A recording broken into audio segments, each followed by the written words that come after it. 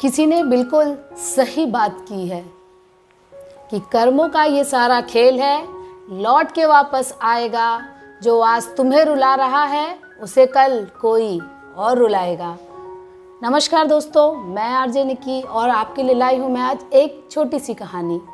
ये कहानी है दो भाइयों की जो एक दूसरे से बिल्कुल कम्प्लीटली डिफरेंट थे। जो बड़ा वाला भाई था वो विश्वास करता था कर्मों पर। उसका कहना था कि एक ही तो ज़िंदगी मिली है, जितने अच्छे काम कर सको इसी ज़िंदगी में करना है हमें। इसीलिए वो योगा करता था, दान पुण्य का काम करता था और मेडिटेशन करता था, कुछ पैसे भी कमा लेता था। और दूसरी तरफ उसका जो छोटा भाई था, उसकी जो थिंकिंग थी डिफरेंट थी बिल्कुल। उसका मानना था कि ज़िंदगी एक बार मिलती है, क्यों ना इसे मौज मस्ती के साथ बिताया जाए। वो पब जाता था, खूब मस्ती करता था, डांस बार जाता था, बहुत सारी चीज़ें करता था जिससे वो अपने लाइफ को एंजॉय कर सकते। कि उसका ये मानना ही यही था कि लाइफ एक बार मिली है, जितना एंजॉय किया जा सके कर लेना चाहिए हमें। तो दोनों की अपनी ज़िंदगी इसी तरह से चल रही थी और दोनों पैसे कमा रहे थे। बड़ा भाई कुछ ठीक ठाक पैसे कमा ले रहा था और छोटा भाई तो मस्ती कर ही रहा था।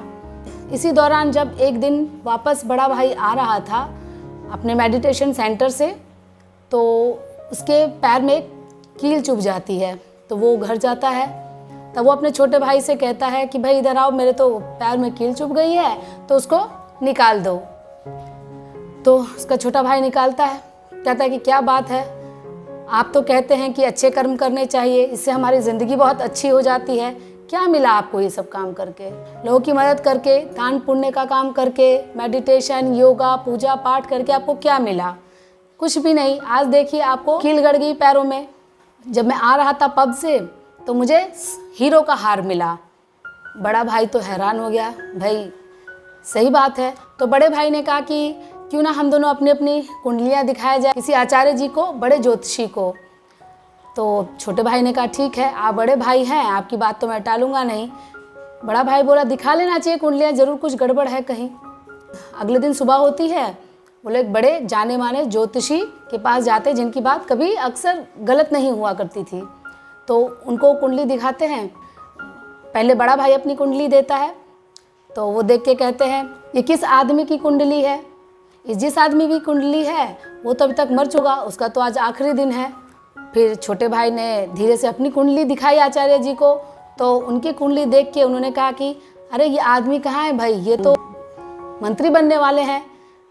तो आचार्य जी ने सोचा क्यों ना मंत्री बनने से पहले ही जान पहचान कर ली जाए। तो उन्होंने कहा कहाँ है ये आदमी, इनका तो आज मंत्री बनना तय है। तो दोनों ने धीरे से कहा कि आचार्य जी ये जो कुंडलियाँ हैं दोनों हमारी हैं। तो ऐसा कैसे, आपकी बात तो कभी गलत नहीं होती है। तो अच्छा बड़े भाई से पूछते हैं कि तुम क्या करते हो? तो बड़े भाई ने जवाब दिया मैं दान पुण्य का काम करता हूँ, पूजा पाठ करता हूँ, योगा करता हूँ, मेडिटेशन करता हूँ और ऐसे ही ठीक ठाक मेरा गुजारा चल रहा है। तब छोटे भाई से पूछते हैं कि भाई आप क्या करते हो?